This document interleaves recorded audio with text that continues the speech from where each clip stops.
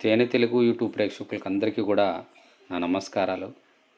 మరి ఈరోజు ఈ వీడియో ద్వారా నేను మీ ముందుకు రావడానికి కారణం ఏమంటే, విజయవాడ, అమరావతి పరిసర ప్రాంతాల్లో ప్రకృతి వైపరీత్యాల వల్ల, ఈ వరదల వల్ల ఎంతోమంది ఇబ్బందులు పడుతున్నారని మనందరికీ తెలుసు.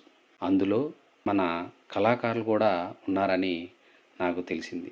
ఇట్లాంటి పరిస్థితిలో మనమందరూ కూడా మానవత్వాన్ని చాటుకోవాలనేటువంటి ఆలోచనతో మన చేతనైనంత మన కళాకారుల కోసం కొంచెం స్పందించి ఆర్థిక సహకారాన్ని అందిస్తే బాగుంటుందనేటువంటి ఉద్దేశంతో నేను మీ ముందుకు రావడం జరిగింది.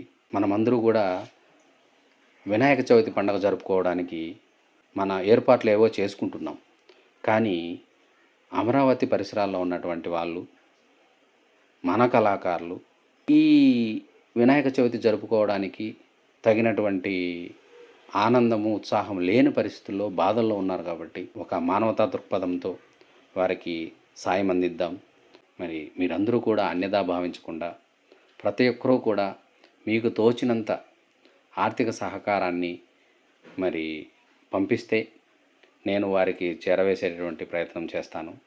ప్రయత్నమే కాదు, ఖచ్చితంగా పంపిస్తాను.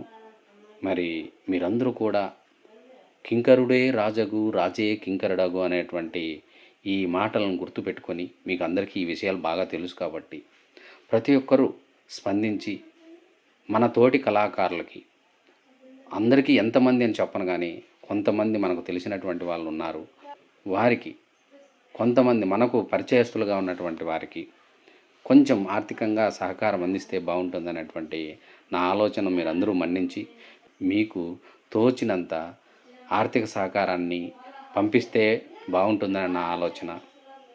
మీరు పంపించాల్సినటువంటి ఆర్థిక సహకారాన్ని నా ఫోన్ నెంబర్ అయినటువంటి 99499767 మరొకసారి 99499767 99 49 99 76 72 అనేటువంటి ఈ నెంబర్కి మీరు పంపిస్తే నేను వారికి చేరవేస్తాను.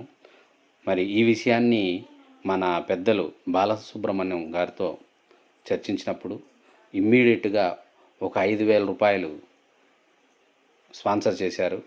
మరి వారికి నిజంగా హృదయపూర్వకమైనటువంటి ధన్యవాదాలు. అలాగే మీరందరూ కూడా స్పందించి మన తోటి కళాకారులకి కొంచెం చేయూతనిద్దామని నా మనవి.